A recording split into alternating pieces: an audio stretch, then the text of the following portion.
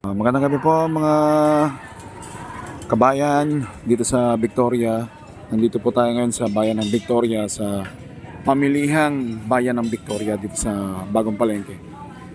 Ayan, para sa ating mga katropa at mga followers na hindi pa nakakaalam, ang oras po natin ngayon ay alas 6 pasado na. Pero ito, masigla pa rin ang palengke rito sa bayan ng Victoria. Kasi magpapasko, alam niyo naman, pag magpapasko, maraming pera ang mga tao, kaya tuloy-tuloy pa rin yung kanilang pagtitinda. Pero sa mga ordinary days, ganitong oras ay wala nang tao. Sarado na sila. Pero ngayon pasado alas 6 na, pero marami pa rin mga bumibili at yung mga nagtitinda nandiyan pa rin.